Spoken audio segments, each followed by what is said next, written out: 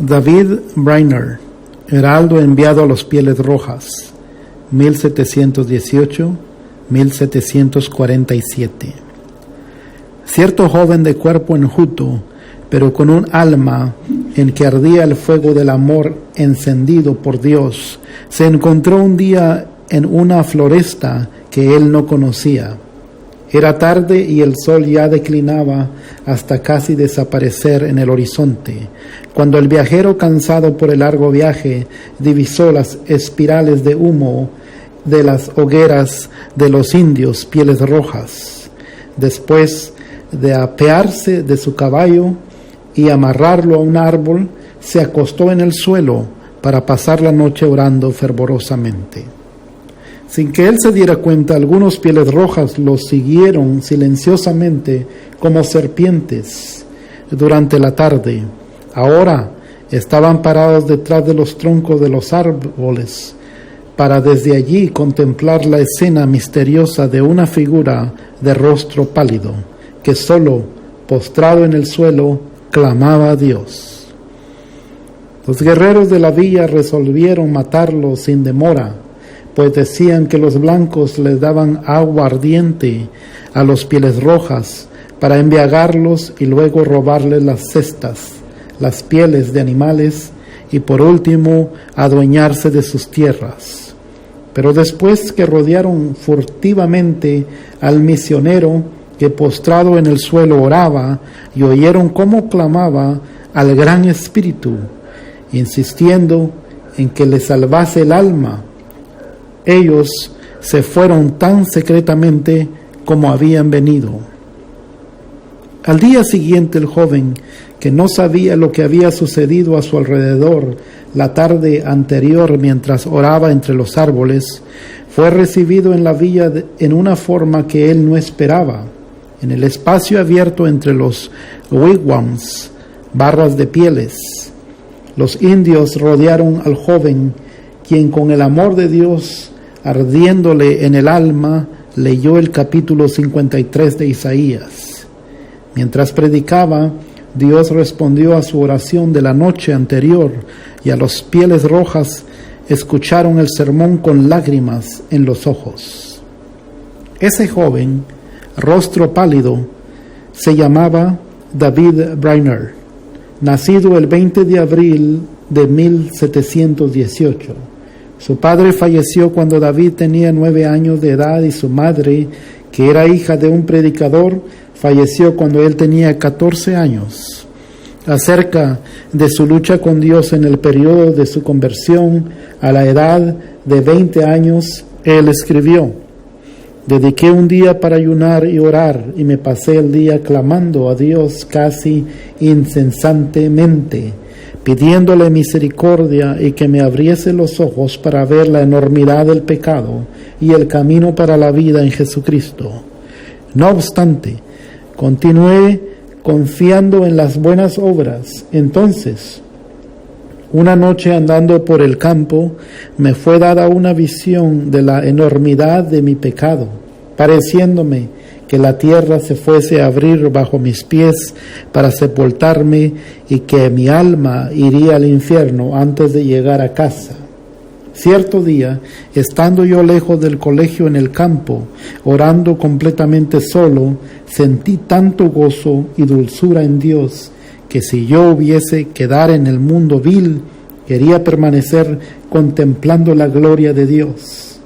Sentí en mi alma un profundo amor ardiente hacia todos mis semejantes y anhelaba que ellos pudiesen gozar lo mismo que yo gozaba. Poco después, en el mes de agosto, me sentí tan débil y enfermo como resultado de un exceso de estudio que el director del colegio me aconsejó que volviese a mi casa. Estaba tan flaco que hasta tuve algunas hemorragias. Me sentí muy cerca de la muerte, pero Dios renovó en mí el reconocimiento y el gusto por las cosas divinas. Anhelaba tanto la presencia de Dios, así como liberarme del pecado, que al mejorar prefería morir a tener que volver al colegio y alejarme de Dios. Oh, una hora con Dios excede infinitivamente a todos los placeres del mundo. En efecto, después de volver al colegio, el espíritu de Brainerd se enfrió, pero el gran avivamiento de esta época alcanzó la ciudad de New Haven, el colegio de Yale y el corazón de David Brainerd. Él tenía la costumbre de escribir diariamente una relación de los acontecimientos más importantes de su vida ocurridos durante el día. Y es por esos diarios que escribió únicamente para leerlos él y no para publicarlos, que hemos llegado a enterarnos de su vida íntima, de profunda comunión con Dios. Los pocos párrafos que ofrecemos a continuación no solo muestra de lo que él escribió en muchas páginas de su diario y exponen algo de su lucha con Dios en la época que se preparaba para el ministerio. Repentinamente sentí horror de mi propia miseria. Entonces clamé a Dios pidiéndole que me purificase de mi extrema inmundicia. Después la oración adquirió un valor precioso para mí. Me ofrecí con gozo para pasar los mayores sufrimientos por la causa de Cristo, aun cuando fuese el ser desterrado entre los paganos, siendo así que pudiese ganar sus almas. Entonces Dios me concedió el espíritu de luchar en oración por el reino de Cristo en el mundo. Muy temprano en la mañana me retiré para la floresta y se me concedió fervor para rogar por el progreso del reino de Cristo en el mundo. Al mediodía aún combatía en oración a Dios y sentía el poder del amor divino en la intercesión. Pasé el día en ayuno y oración, implorando que Dios me preparase para el ministerio y me concediese el auxilio divino y su guía, y me enviase a la mies el día que Él designase.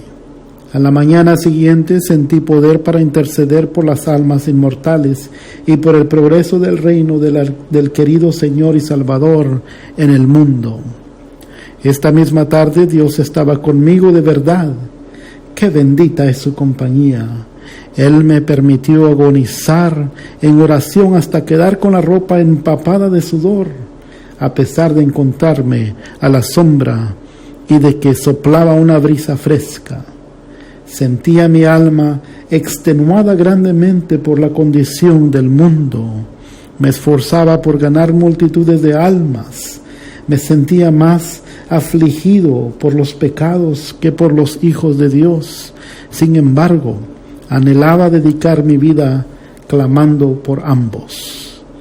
Pasé 2 horas agonizando por las almas inmortales. A pesar de ser muy temprano todavía, mi cuerpo estaba bañado en sudor. Si tuviese 1000 vidas, con toda mi alma las habría dado todas por el gozo de estar con Cristo. Dediqué el día para ayunar y orar, implorando a Dios que me guiase y me diese su bendición para la gran obra que tengo delante, la de predicar el Evangelio. Al anochecer, el Señor me visitó maravillosamente durante la oración. Sentí mi alma angustiada como nunca. Sentí tanta agonía que sudaba copiosamente. Oh, cómo Jesús sudó sangre por las pobres almas. Yo anhelaba sentir más y más compasión por ellas. Llegué a saber que las autoridades esperaban la oportunidad de aprenderme y encarcelarme por haber predicado en New Haven. Esto me contrarió y abandoné toda esperanza de trabar amistad con el mundo. Me retiré para un lugar oculto en la floresta y presenté el caso al Señor. Después de completar sus estudios para el ministerio, él escribió: prediqué el sermón de despedida ayer por la noche. Hoy por la mañana oré en casi todos los lugares por donde anduve, y después de despedirme de mis amigos, inicié el viaje hacia donde viven los indios. Estas notas del diario de Brainerd revelan en parte su lucha con Dios mientras se preparaba para el ministerio. Uno de los mayores predicadores de aquellos días, refiriéndose a ese diario, declaró: fue Brainerd quien me enseñó a ayunar y a orar. Llegué a saber que se consigue más mediante el contacto cotidiano con Dios que por medio de las predicaciones. Al iniciar la historia de la vida de Brainerd, ya relatamos cómo Dios le concedió entrada entre los feroces pieles rojas en respuesta a una noche de oración postrado en tierra en medio de la floresta. Pero a pesar de que los indios le dieron amplia hospitalidad, concediéndole un sitio para dormir sobre un poco de paja, y escucharon el sermón conmovidos, Brainerd no se sintió satisfecho y continuó luchando en oración, como lo revela su diario. Sigo sintiéndome angustiado. Esta tarde le prediqué a la gente, pero me sentí más desilusionado que antes acerca de mi trabajo.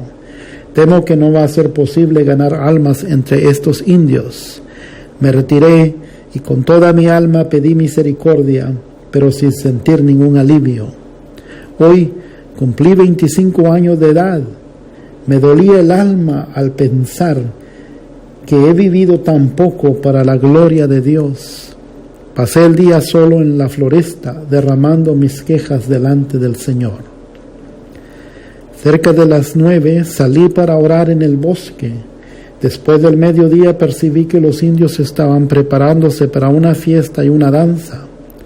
Durante la oración sentí el poder de Dios y mi alma extenuada como nunca antes lo había sentido. Sentí tanta agonía e insistí con tanta vehemencia que al levantarme solo pude andar con dificultad. El sudor me corría por el rostro y por el cuerpo.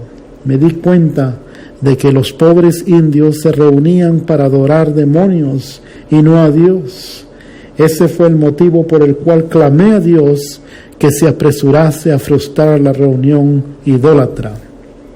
Así pasé la tarde orando incesantemente, implorando el auxilio divino para no confiar en mí mismo. Lo que experimenté mientras oraba fue maravilloso. Me parecía que no había nada de importancia en mí a no ser santidad de corazón y vida, y el anhelo por la conversión de los paganos a Dios. Todas mis preocupaciones se desvanecieron. Mis recelos y mis anhelos, todos juntos, me parecían menos importantes que el soplo del viento. Anhelaba que Dios adquiriese para sí un nombre entre los paganos, y le hice mi apelación con la mayor osadía, insistiendo que Él reconociese que esa sería mi mayor alegría. En efecto, a mí no me importaba dónde o cómo vivía, ni las fatigas que tenía que soportar con tal que pudiese ganar almas para Cristo. En esa forma, continué implorando toda la tarde y toda la noche. Así revestido, Brainerd regresó del bosque por la mañana para enfrentar a los indios, seguro de que Dios estaba con él, como estuviera con Elías en el monte Carmelo. Al insistir con los indios para que abandonasen la danza, estos, en vez de matarlo, desistieron de la orgía y escucharon su sermón por la mañana y por la tarde. Después de sufrir como pocos sufren, después de esforzarse de noche y de día, después de pasar innumerables horas en ayuno y oración, después de predicar la palabra a tiempo y fuera de tiempo, por fin se abrieron los cielos y cayó el fuego. Las siguientes transcripciones de su diario describen algunas de esas experiencias gloriosas. Pasé la mayor parte del día orando, pidiendo que el Espíritu Santo fuese derramado sobre mi pueblo. Oré y alabé al Señor con gran osadía, sintiendo en mi alma enorme carga por la salvación de estas preciosas almas. Diserté a la multitud extemporáneamente sobre Isaías 53:10. Con todo eso, Jehová quiso quebrantarlo. Muchos de los oyentes entre la multitud de 3 a 4 mil personas quedaron conmovidos al punto que se escuchó un gran llanto, como el llanto de Hadad-rimón. Mientras yo iba a caballo, antes de llegar al lugar donde debía predicar, sentí que mi espíritu era restaurado y mi alma revestida de poder para clamar a Dios casi sin cesar por muchos kilómetros seguidos. En la mañana les prediqué a los indios de donde nos hospedamos. Muchos se sintieron conmovidos y al hablarles acerca de la salvación de su alma, las lágrimas les corrían abundantemente y comenzaron a sollozar y a gemir. Por la tarde volví al lugar donde acostumbraba predicarles. Me escucharon con la mayor atención casi hasta el fin. La mayoría no pudo contenerse de derramar lágrimas ni de clamar amargamente. Cuanto más les hablaba yo del amor y la compasión de Dios, me llegó a enviar a su propio Hijo para que sufriera por los pecados de los hombres, tanto más aumentaba la angustia de los oyentes.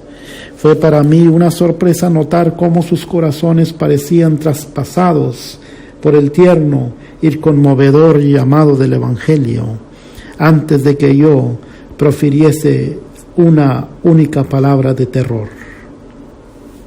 Prediqué a los indios sobre Isaías 53, verso 3 al 10. Un gran poder acompañaba la palabra y hubo una marcha convicción entre el auditorio. Sin embargo, esta no fue tan generalizada como el día anterior. De todas maneras, la mayoría de los oyentes se sintieron muy conmovidos, profundamente angustiados. Algunos no podían caminar ni estar de pie y caían al suelo como si estuviesen el corazón traspasado y clamaban sin cesar pidiendo misericordia. Los que habían venido de lugares distantes luego quedaron convencidos por el Espíritu de Dios. En la tarde prediqué sobre Lucas 15, versos 16 al 23. Había mucha convicción visible entre los oyentes mientras yo predicaba, pero después, al hablarles en forma particular a algunos que se mostraban conmovidos, el poder de Dios descendió sobre el auditorio como un viento recio que soplaba y barrió todo de una manera espectacular. Me quedé en pie, admirado de la influencia de Dios que se apoderó casi totalmente del auditorio. Parecía más que cualquier otra cosa la fuerza irresistible de una gran corriente de agua y un diluvio creciente que derrumbaba y barría todo lo que encontraba en su paso. Casi todos los presentes oraban y clamaban pidiendo misericordia, y muchos no podían permanecer en pie. La convicción que cada uno sentía era tan grande que parecía ignorar por completo a las personas que estaban a su alrededor, y cada uno continuaba orando y rogando por sí mismo. Entonces recordé a Zacarías 12, versos 10 al 12, porque había un gran llanto como el llanto de Hadad-rimón, pues parecía que cada uno lloraba aparte. Fue un día muy semejante al día en que Dios mostró su poder a Josué 10:14, porque fue un día diferente a cualquier otro que yo hubiese presenciado jamás. Un día en que Dios hizo mucho para destruir el reino de las tinieblas entre ese pueblo. Es difícil reconocer la magnitud de la obra de David Brainerd entre las diversas tribus de indios en medio de las florestas. Él no entendía el idioma de ellos para transmitirles directamente al corazón el mensaje de Dios. Tenía que encontrar a alguien que le sirviese de intérprete. Pasaba días enteros simplemente orando para que viniese sobre él el poder del Espíritu Santo con tanto vigor que esa gente no pudiese resistir el mensaje. Cierta vez tuvo que predicar valiéndose de un intérprete que estaba tan embriagado que casi no podía mantenerse en pie. Sin embargo, Decenas de almas se convirtieron por ese sermón. A veces andaba de noche perdido en el monte, bajo la lluvia y atravesando montañas y pantanos. De cuerpo endeble, se cansaba en sus viajes. Tenía que soportar el calor del verano y el intenso frío del invierno. Pasaba días seguidos sufriendo hambre. Ya comenzaba a sentir quebrantada su salud. En ese tiempo estuvo a punto de casarse. Su novia fue Jerusha Edwards, hija de Jonathan Edwards, y establecer un hogar entre los indios convertidos o regresar a aceptar el pastorado de una iglesia que los invitaba. Pero él se daba cuenta de que no podía vivir por causa de su enfermedad más de 1 o 2 años, y entonces resolvió arder hasta el fin. Así, después de ganar la victoria en oración, clamó: «Heme aquí, Señor, envíame a mí hasta los confines de la tierra. Envíame a los pieles rojas del monte. Aléjame de todo que se llama comodidad en la tierra.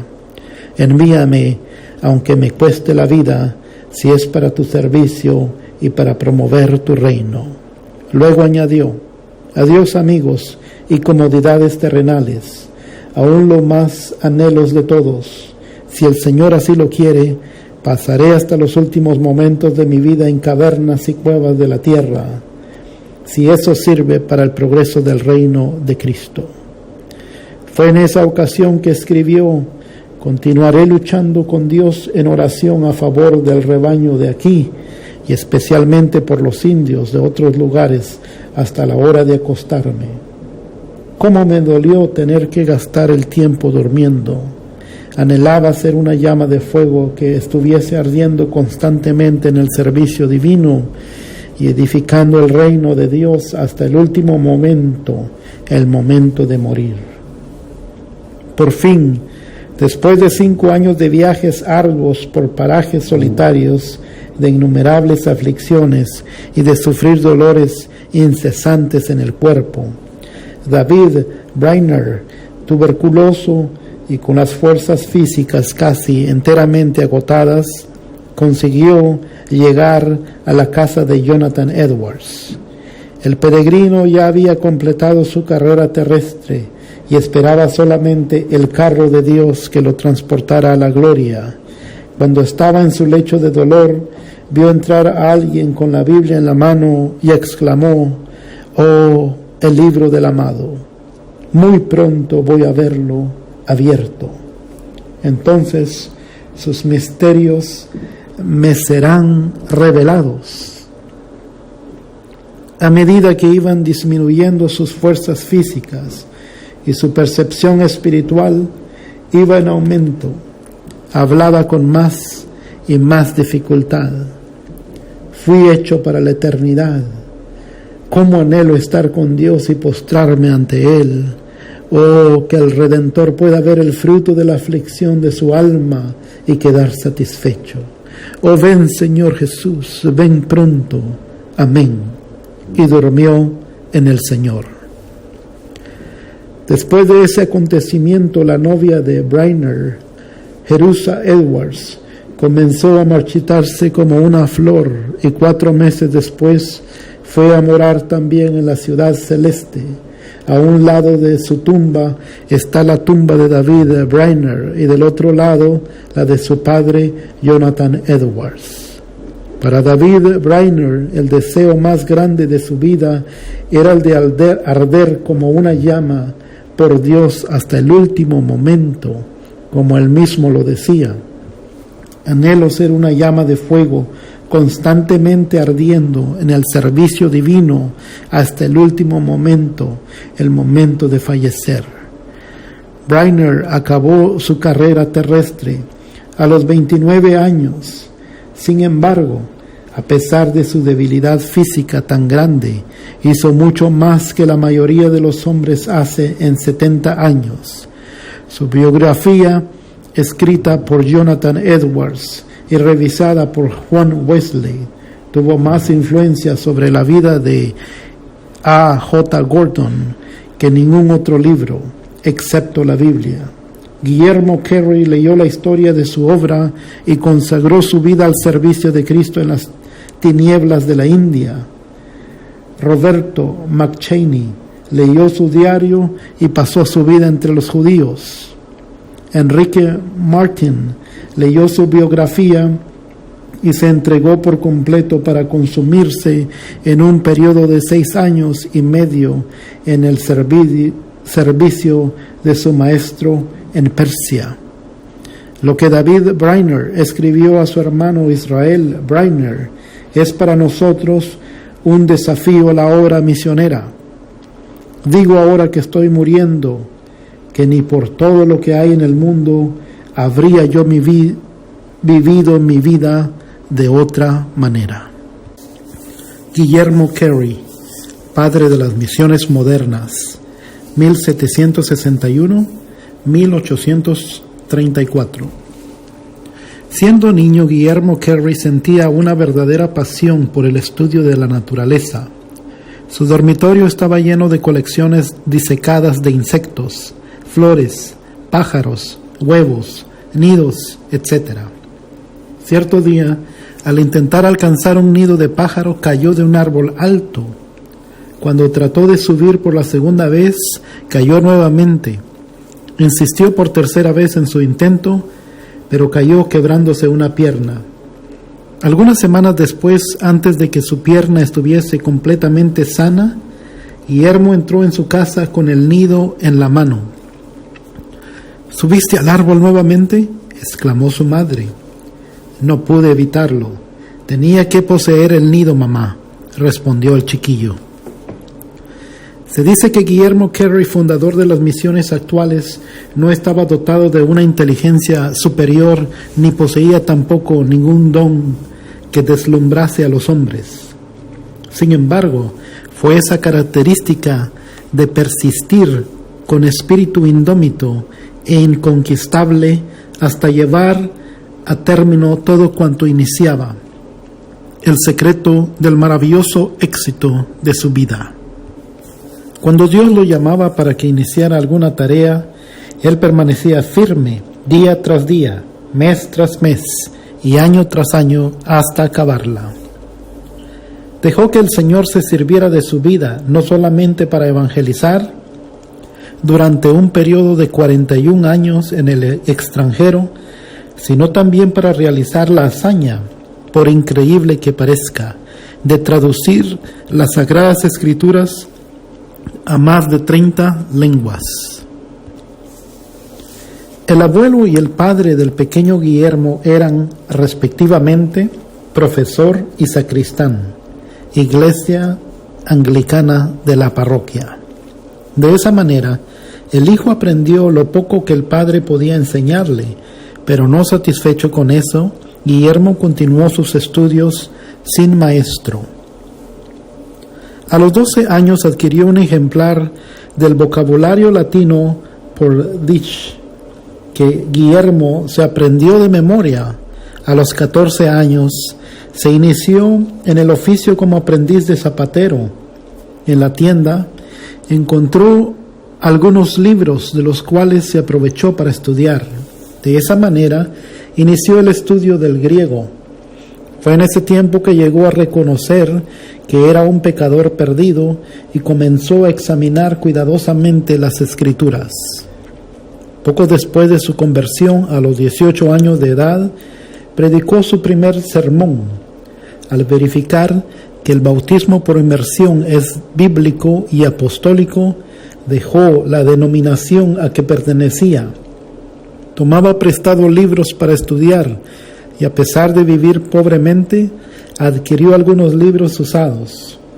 Uno de sus métodos para aumentar el conocimiento de otras lenguas consistía en leer diariamente la Biblia en latín, en griego y en hebreo. A los 20 años de edad se casó. Sin embargo, los miembros de la iglesia donde predicaba eran pobres y Carey tuvo que continuar con su oficio de zapatero para ganar el pan cotidiano. El hecho de que el señor Oid, su patrón, exhibiese en la tienda un par de zapatos fabricados por Guillermo como muestra, era una buena prueba de la habilidad del muchacho. Fue durante el tiempo que enseñaba geografía en Moulton que Carey leyó el libro titulado Los viajes del capitán Cook, y Dios le habló a su alma acerca del estado abyecto de los paganos que vivían sin el Evangelio. En su taller de zapatero, fijó en la pared un mapamundi de gran tamaño que él mismo había diseñado cuidadosamente. En ese mapa incluyó toda la información pertinente disponible, el número exacto de la población, la flora y la fauna, las características de los indígenas de todos los países. Mientras reparaba los zapatos, levantaba los ojos de vez en cuando para mirar su mapa y meditaba sobre las condiciones de los distintos pueblos y la manera de evangelizarlos. Fue así como sintió más y más el llamado de Dios para prepararse la Biblia para los millones de hindúes en su propia lengua. La denominación a la que Guillermo pertenecía después de aceptar el bautismo por inmersión se hallaba en gran decadencia espiritual. Esto fue reconocido por algunos de los ministros, los cuales convinieron en pasar 1 hora orando el primer lunes de todos los meses, pidiendo a Dios un gran avivamiento de la denominación. En efecto, se esperaba un despertamiento, pero como sucede muchas veces, no pensaron en la manera en que Dios le respondería. En aquel tiempo las iglesias se acercaban,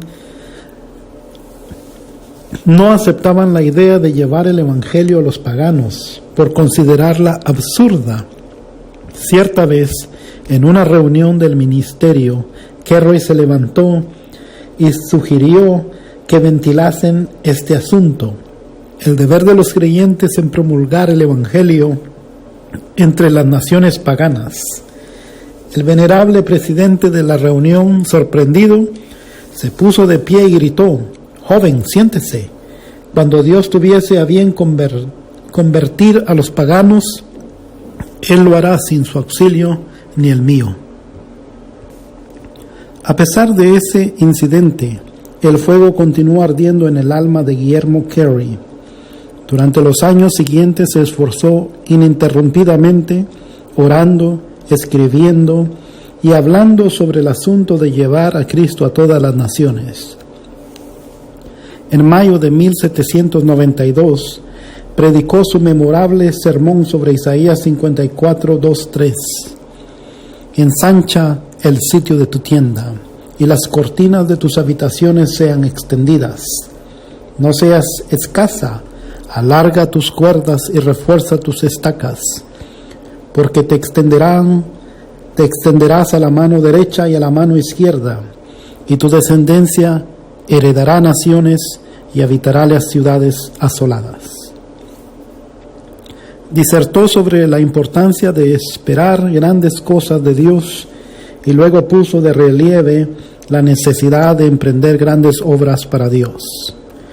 El auditorio se sintió culpable de haber negado el evangelio a los países paganos, al punto de clamar en coro. Se organizó entonces la primera sociedad misionera en la historia de las iglesias de Cristo para la predicación del evangelio entre los pueblos nunca antes evangelizados. Algunos ministros como Briner, Eliot, Schwartz ya habían ido a predicar en algunos distantes, pero sin que las iglesias se uniesen para sustentarlos. A pesar de que la formación de la sociedad fue el resultado de la persistencia de Carey, él mismo no tomó parte en su establecimiento. Sin embargo, en ese tiempo se escribió lo siguiente acerca de él: «Ahí está Carey, pequeño de estatura, humilde, de espíritu sereno y constante. Ha transmitido el espíritu misionero a los corazones de los hermanos y ahora quiere que sepan que él está listo para ir donde quieran mandarlo, y está completamente de acuerdo en que formulen todos los planes». Pero ni siquiera con esa victoria le fue fácil a Guillermo Carey materializar su sueño de llevar a Cristo a los países que pertenecían en tinieblas. Aún dedicaba su espíritu indómito para alcanzar la meta que Dios le había marcado.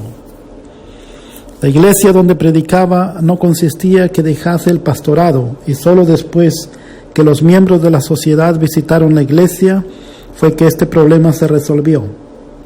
En el informe de la iglesia consta lo siguiente: a pesar de estar de acuerdo con él, no nos parece bien que nos deje aquel a quien amamos más que nuestra propia alma.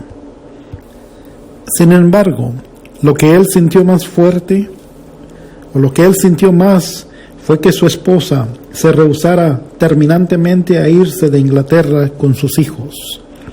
No obstante, Carey estaba tan seguro de que Dios lo llamaba para trabajar en la India, que ni la decisión de su esposa lo hizo vacilar. Había otro problema que parecía no tener solución. No se permitía la entrada de ningún misionero en la India. En tales circunstancias era inútil pedir permiso para entrar. Y fue en esas condiciones que lograron embarcarse sin poseer ese documento. Desafortunadamente, el navío demoró algunas semanas en partir, y poco antes de que zarpara, los misioneros recibieron orden de desembarcar. A pesar de tantos contratiempos, la sociedad misionera continuó confiando en Dios. Lograron obtener dinero y compraron un pasaje para la India en un navío dinamarqués. Una vez más, Carey le negó a su querida esposa que lo acompañase, pero ella persistió en su negativa, y nuestro héroe, al despedirse de ella, le dijo: si yo poseyese el mundo entero, lo daría alegremente todo por el privilegio de llevarte a ti y a nuestros queridos hijos conmigo, pero el sentido de mi deber sobrepasa cualquier otra consideración. No puedo volver más sin sentir culpa en mi alma. Sin embargo, antes de que el navío partiese, uno de los misioneros fue a la casa de Carey. Muy grande fue la sorpresa y el regocijo de todos al saber que ese misionero lograra convencer a la esposa de Carey para que acompañase a su marido. Dios conmovió el corazón del comandante del navío para que la llevase en compañía de los hijos sin cobrar el pasaje. Por supuesto, el viaje a vela no era tan cómodo como en los vapores modernos. A pesar de los temporales, Carey aprovechó su tiempo para estudiar el bengalí y ayudar a uno de los misioneros en la obra de traducir el libro del Génesis al bengalí. Durante el viaje, Guillermo Carey aprendió suficientemente bien el bengalí como para entenderse con el pueblo. Poco después de desembarcar, comenzó a predicar, y a los oyentes venían a escucharlos en número siempre creciente. Carey percibió la necesidad imperiosa de que el pueblo tuviese una Biblia en su propia lengua, y sin demora se entregó a la tarea de traducirla. La rapidez con que aprendió las lenguas de la India es motivo de admiración para los mejores lingüistas. Nadie sabe cuántas veces nuestro héroe experimentó grandes desánimos en la India. Su esposa no tenía ningún interés en los esfuerzos de su marido y enloqueció. La mayor parte de los ingleses con quienes Carey tuvo contacto lo creían loco. Durante casi 2 años no le llegó ninguna carta de Inglaterra. Muchas veces Carey y su familia carecieron de dinero y de alimentos. Para sustentar a su familia, el misionero se volvió labrador y trabajó como obrero en una fábrica de añil. Durante más de 30 años, Carey fue profesor de lenguas orientales en el colegio de Fort Williams. Fundó también el colegio Serampore para enseñar a los obreros. Bajo su dirección, el colegio prosperó y desempeñó un gran papel en la evangelización del país. Al llegar a la India, Carey continuó los estudios que había comenzado cuando era niño. No solamente fundó la Sociedad de Agricultura y Horticultura, sino que también creó uno de los mejores jardines botánicos. Escribió y publicó el Hortus Bengalensis, el libro Flora Indica. Otra de sus obras fue considerada una obra maestra por muchos años. No se debe pensar, sin embargo, que para Guillermo Carey la horticultura era solo una distracción. Pasó también mucho tiempo enseñando en las escuelas de niños pobres, pero sobre todo siempre ardía en su corazón el deseo de llevar adelante la obra de ganar almas. Cuando uno de sus hijos comenzó a predicar, Carey escribió: "Mi hijo, Félix, respondió al llamado de predicar el Evangelio". Años más tarde, cuando ese mismo hijo aceptó el cargo de embajador de Gran Bretaña de Siam, el padre, desilusionado y angustiado, escribió a un amigo: "Félix se empequeñeció hasta volverse un embajador".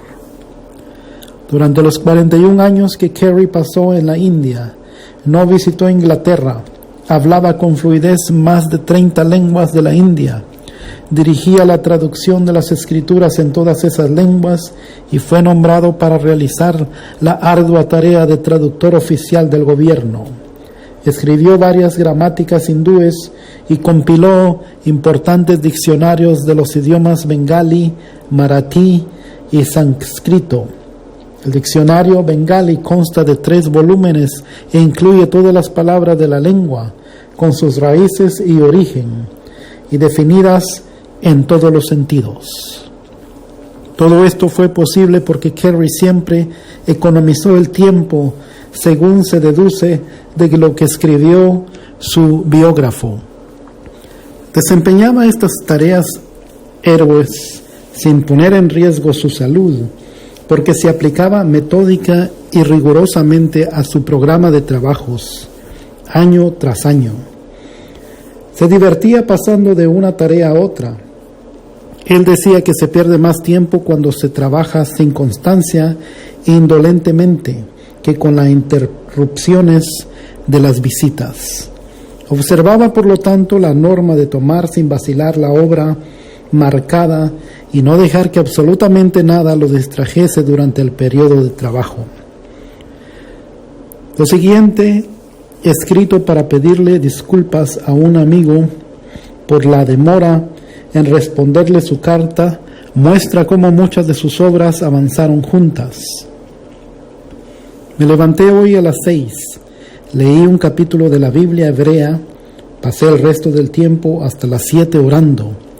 Luego asistí al culto doméstico en bengalí con los sirvientes. Mientras me traían el té, leí un poco en persa con un munchi que me esperaba. Leí también antes de desayunar una porción de las escrituras en hindostani.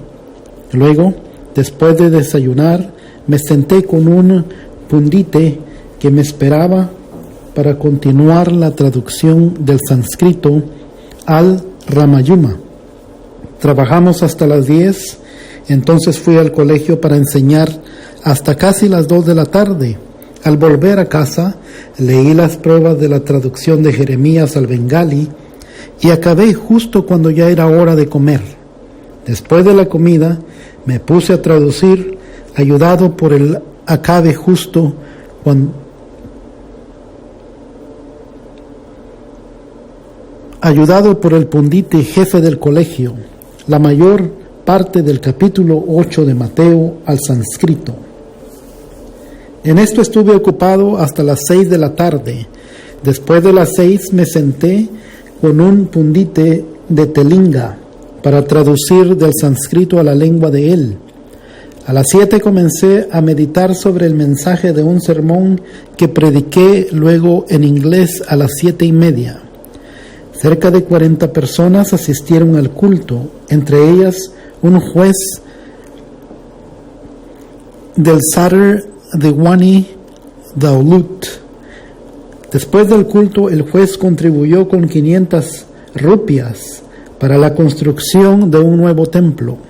Todos los que asistieron al culto se fueron a las 9 de la noche. Me senté entonces para traducir el capítulo 11 de Ezequiel al bengalí. Acabé a las 11 y ahora te estoy escribiendo esta carta después. Clausuraré mis actividades de este día con oración.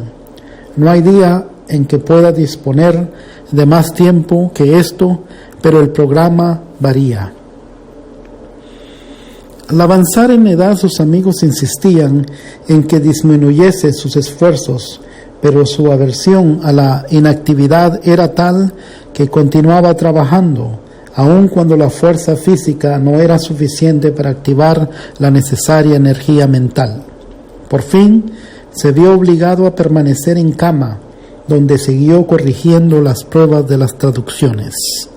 Finalmente, el 9 de junio de 1834, a la edad de 73 años, Guillermo Carey durmió en Cristo.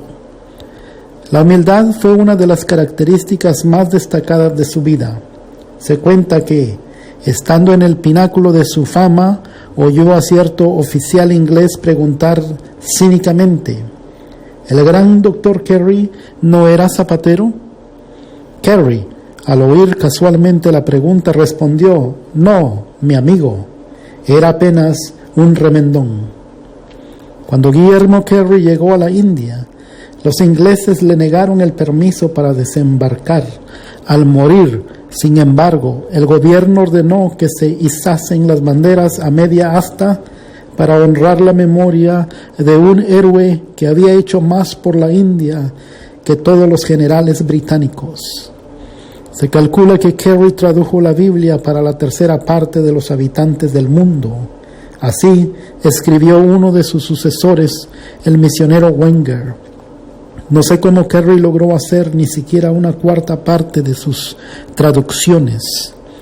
Hace como 20 años, en 1855, que algunos misioneros, al presentar el Evangelio en Afganistán, país de Asia Central, encontraron que la única versión que este pueblo entendía era la Pushto, hecha en Serampore por Carey.